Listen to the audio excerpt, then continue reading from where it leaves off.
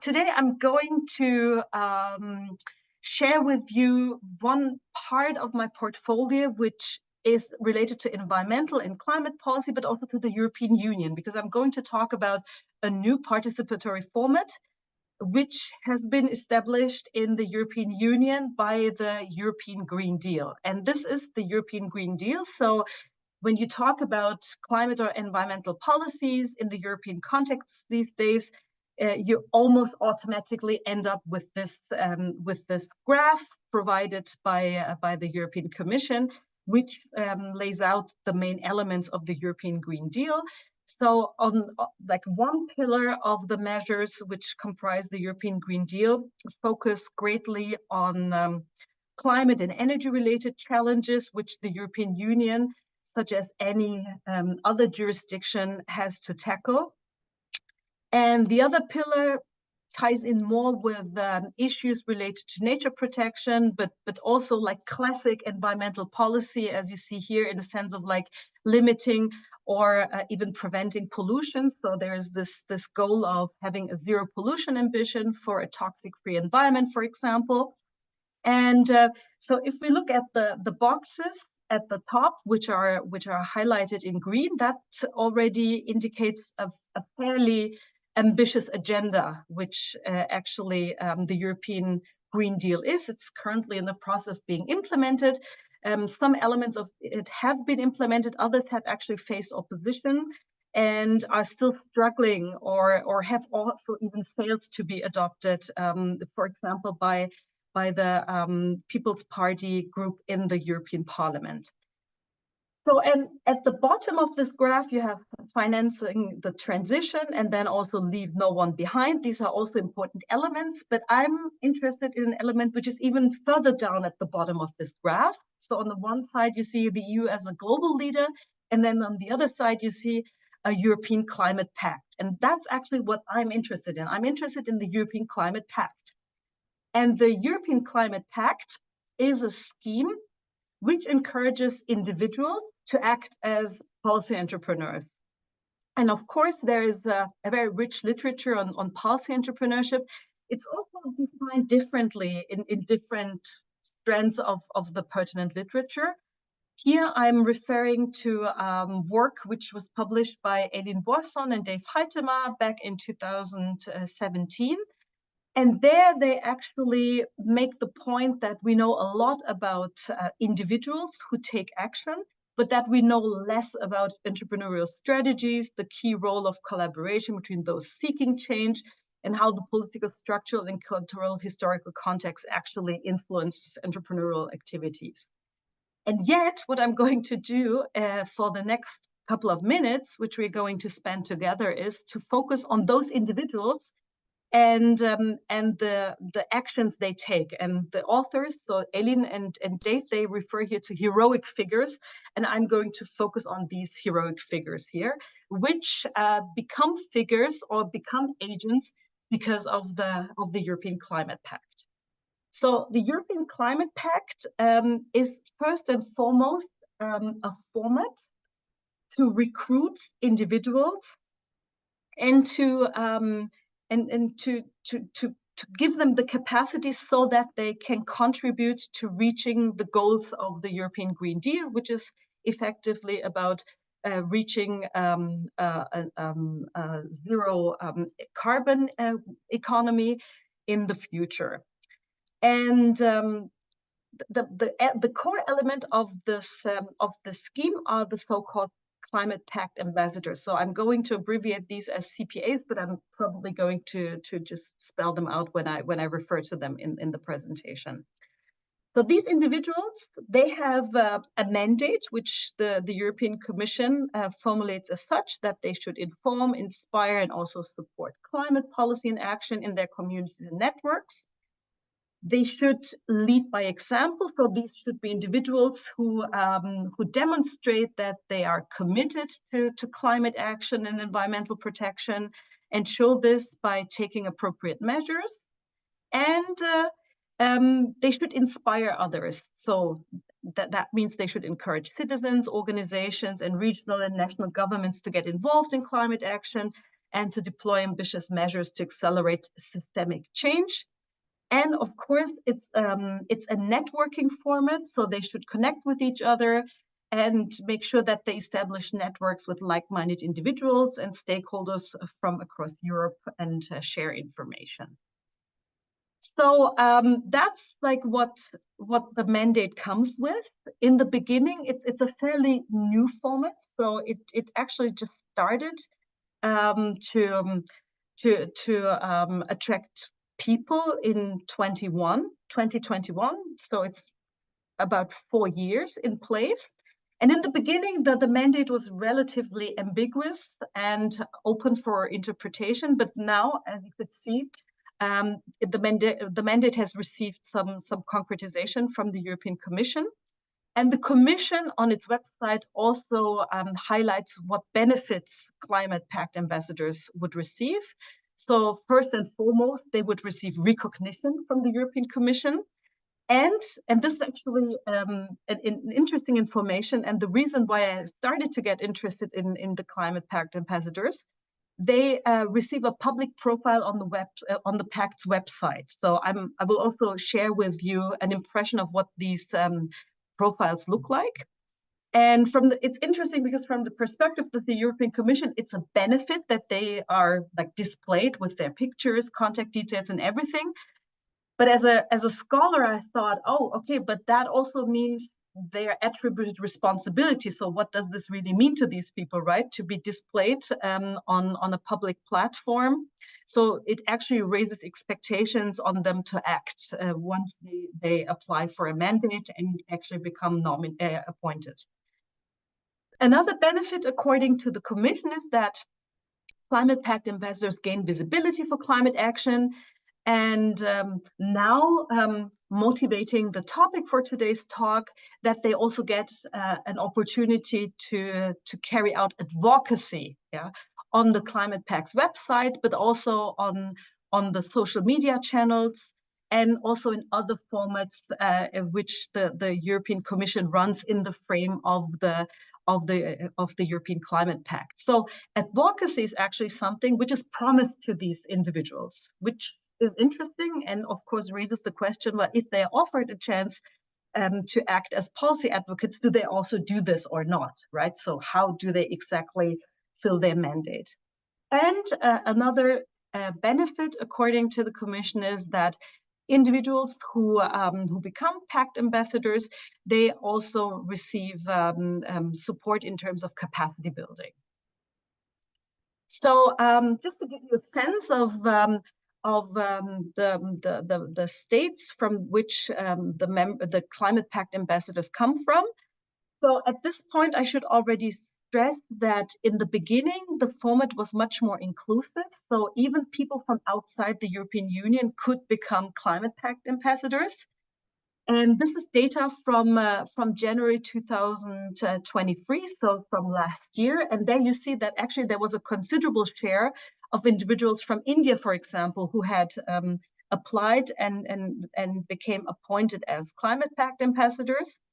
And the Commission, in the meantime, has changed the eligibility criteria. So now only individuals from the member states of the European Union, so not even associated countries such as Switzerland, for example, or Norway can become Pact ambassadors, but they have to reside in member states, in proper member states of the European Union. So the format has become much more exclusive compared to what it looked like in the beginning.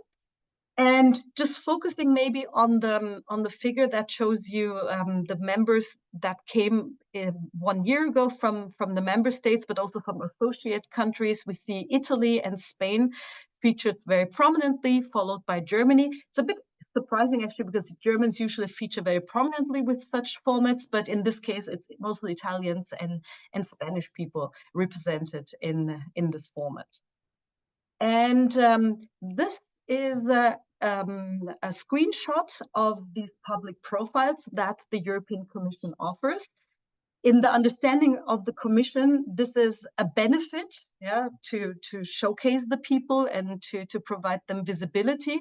But as I already explained, so when I saw these profiles, I thought, I mean, it's great that these people do this, but I wondered whether I would be willing to do this, because it really also well, acts you as a climate pact ambassador, and of course it attributes responsibility to you.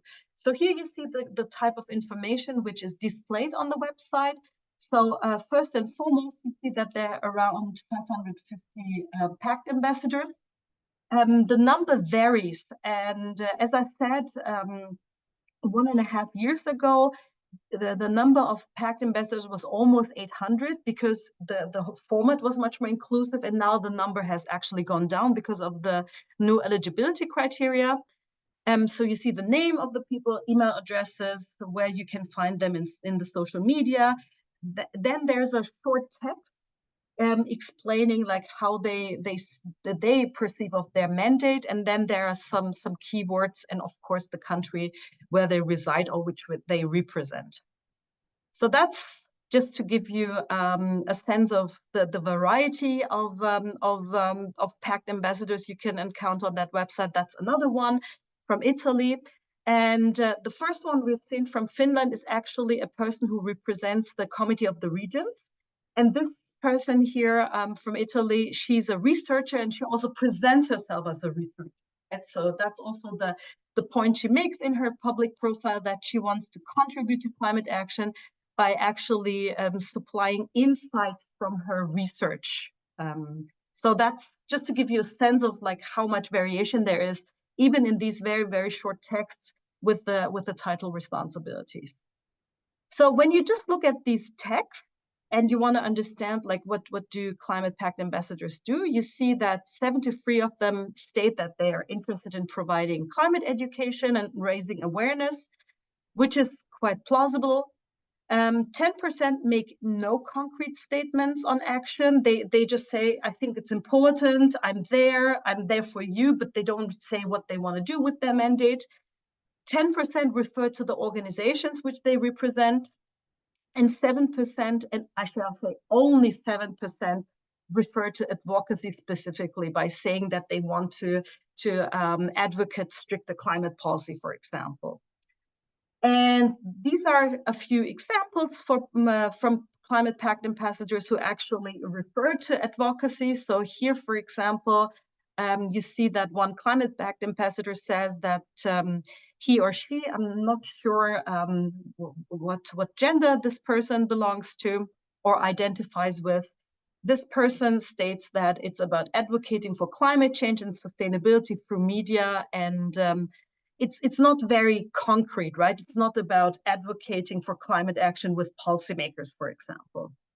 Then we have another example, and here the advocacy is a bit more straightforward. It's clearer what the advocacy consists of. It's about advocating that the city of Riga participates in the 100 Climate Neutral City Pact. So it's much more concrete in terms of like what this person strives to achieve. So while it's interesting to have a look at these short presentations, there are obviously limitations to what you can learn about like how the individual climate impact ambassadors want to do with their mandate. And therefore, about half a year ago, I had this idea that it would be useful to run a survey of the climate impact ambassadors.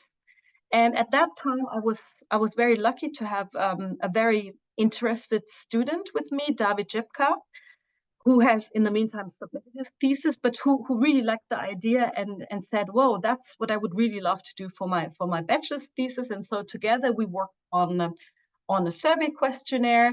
We also worked together to recruit some climate pact ambassadors. We even received support from the European Commission to distribute the survey. And despite all our efforts, we only ended up with 78 individuals participating in the survey. But still, I think there are still some interesting insights which we could obtain from it, and which, like the other material which is available in the public domain at least, does not really offer, at least not at this point in time. So the survey was completed by 78 individuals. 61 of them are individual climate pact ambassadors, so they act on their own behalf, whereas 17 represent organizations. That's something I'm going to refer back to in a bit. We asked them, among other things, about their motivation to volunteer as a climate pact ambassador. We asked them about their actions. We also asked them about their experience with the program, but I'm not going to present you this data because it would just kind of go beyond the scope of today's presentation. So this is the distribution of Pact ambassadors who participated in our survey. As you can see, again, Italians and Spanish climate pact ambassadors stand out. So do Germans. So it's kind of proportionate to what we've seen with the total number of pact ambassadors. That's good news. I mean, despite the small number of respondents. And this is like what their professional background is. So most people who participated in the survey work in the field of nonprofits, or they work for a civil society organization, or they're members of an organization from the private sector. So they work for a company, for example. In the beginning, I was actually thinking that there would be much more students participating, but in our survey, at least, not so many students participated. So the third largest groups, in contrast, then were people affiliated with academia. So just to give you a sense of like what type of people we captured, or we actually convinced to participate in this survey. And that's an overview of the responses we got to the question about like what they think is the most important motivation for them to volunteer as climate pact ambassadors. So the first two responses refer to like that they value community or that they get emotional reward from doing this. The third and the fourth response categories represent like interest in climate issues, or that they feel obliged, that they think it's a social norm to become involved. And then the remaining two categories, they capture responses in relation to people saying they're doing this because they think there's a need for committed people. And also some responded that they do this to obtain skills and experience, right? So more from an individual-centered perspective. And you see that the mode category for the responses which we've obtained is that people indicated that they think that society needs committed people as they are to get things going, and also that they just have an interest in climate issues. And the very few refer to social norms, for example, or to emotional reward in doing this. I think the emotional reward, it's kind of plausible that we observed like very few responses referring to emotional reward, because after all, the whole format is relatively abstract, right? So you work a lot with social media. The expectation is also that you kind of mobilize Europe-wide, so you may not directly see people you're interacting with, but you can just get posts from them or likes from them. Therefore, in a way, it's plausible. I would have expected emotional reward to score much higher if you do classic volunteering in a local community, for example. And now we're getting to the bit which we could not really capture in my previous research with regard to like what do they actually do. Here, that's a research that's a question that included one category which aligns with the concept of advocacy, in the sense that they contacted politicians. So almost 80% of the climate pact ambassadors which answered our survey said that they have done this. But the mode value here is that most of them worked in another organization, not a party, but an organization which is interested in climate issues and participates in climate governance. You also see that petitions and also posting things or sharing things is quite popular among these people. But fortunately, there are even more detailed questions to get a sense of like how actually they practice policy advocacy, if they practice it at all.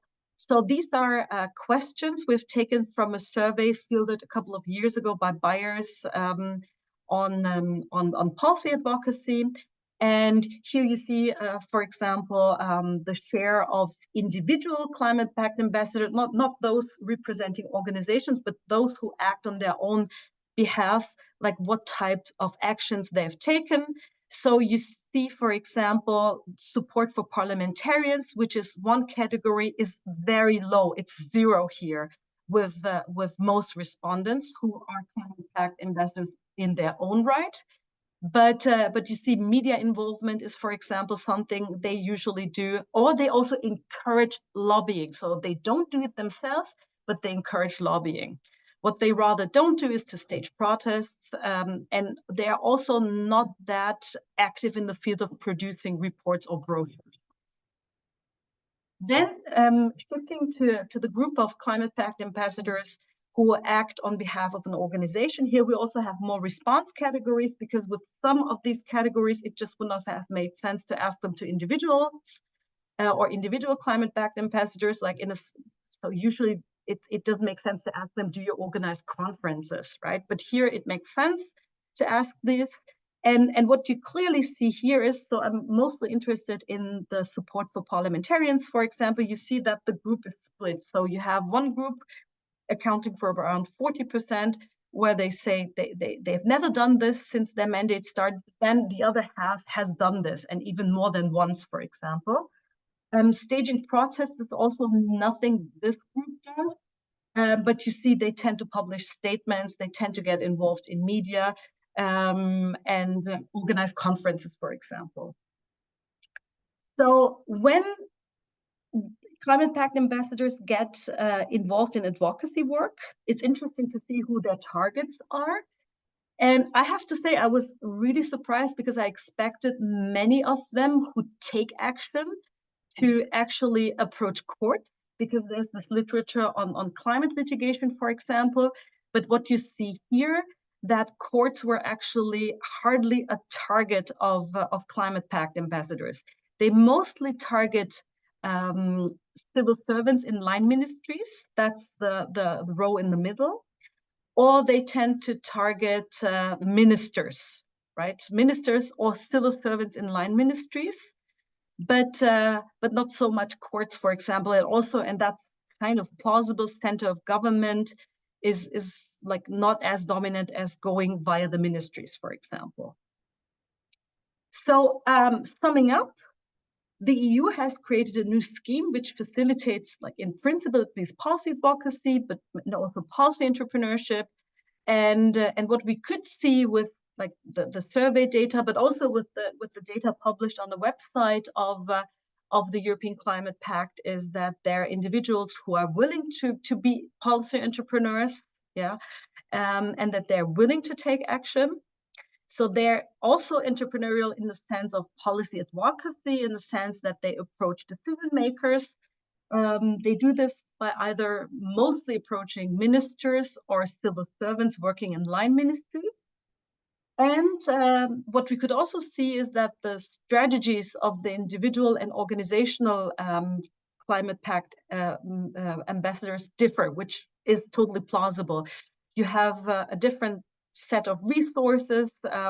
You also have other constraints depending on whether you act in your own right or whether you represent an organization. So it makes a lot of sense to see these differences here. And yeah, as I just flagged out, ministers and civil servants in line ministries stand out. They seem to be the primary targets, but the advocacy work is relatively broad. Yeah, the only actor and that really came as a surprise to me, which was not indicated as being like the target of a lot of action, are courts. Because like reading the emerging literature, you get a different impression. So this does not seem to be such a preferable target, at least not for the group of people we could reach with this survey. And so this is work in progress. So what I'm currently doing is I'm running some analysis to test potential explanatory variables for explaining like what type of advocacy the Climate Pact ambassadors opt for, and also to get a sense, and that's not part of this talk, as I flagged earlier, but also to get a sense of like what was their experience with the mandate. How can we explain the experience with the mandate in terms of like, did they perhaps aim to act as policy advocates, failed, and that created some frustration? Or how can we potentially explain also how they rate their mandate? And that's pretty much it for now. There's a bit of literature here. And now I'm very happy to take your questions and to engage in a discussion with you. Thank you.